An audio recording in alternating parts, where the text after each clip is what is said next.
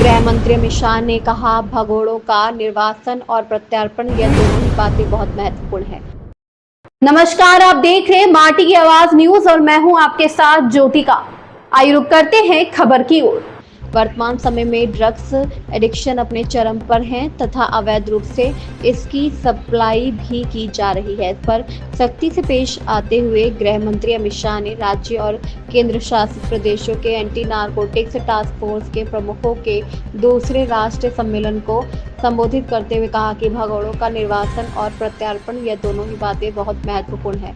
अब समय आ गया है कि जो लोग विदेश में बैठकर यहाँ नशे का कारोबार कर रहे हैं उन्हें हमारे कानून के दायरे में लाया जाएगा। सीबीआई ने इसमें बहुत अच्छा काम किया है।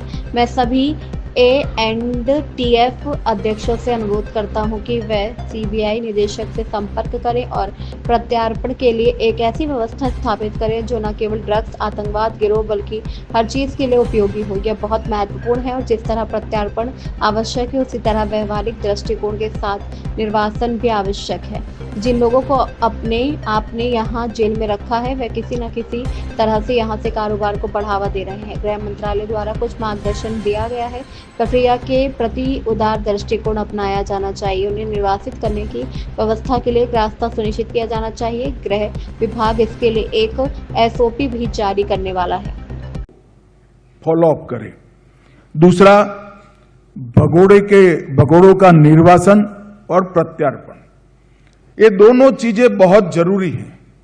अब समय आ गया है देश भर के लोगों ने विदेश में बैठकर यहां ड्रग का व्यापार का काम करने वाले लोगों को हमारी कानून की नेट में लाने का।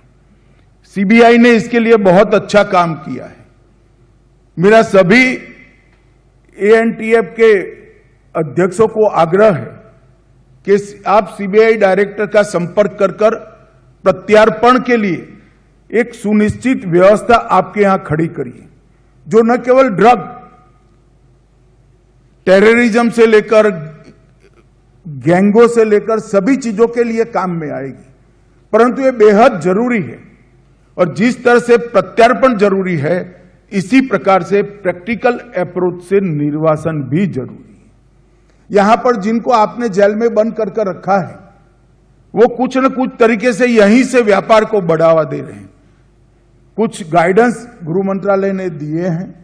एक लिबरल अप्रोच लेकर, लिबरल अप्रोच उनके प्रति नहीं लेना है, लिबरल अप्रोच प्रक्रिया के प्रति लेकर उनको डिपोर्ट करने की व्यवस्था के लिए रास्ता सुनिश्चित करना चाहिए।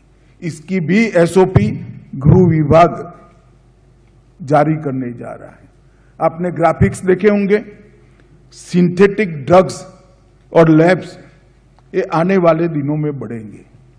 जैसे ही थोड़ी नकेल कसेंगे इसका चलन बढ़ने वाला है। हर राज्य के एएनटीएफ के प्रमुख ने पैनी नजर से अपने राज्य में जो इस प्रकार की लैब है या सिंथेटिक ड्रग्स राज्य से बनकर राज्य में अथवा राज्यों के बाहर जा रहे हैं, इसको आइडेंटिफाई कर नष्ट करने की कार्यवाही करनी चाहिए। विगत एक साल में बहुत अच्छा काम हुआ है इस क्षेत्र में, मगर लैब बने ही नहीं।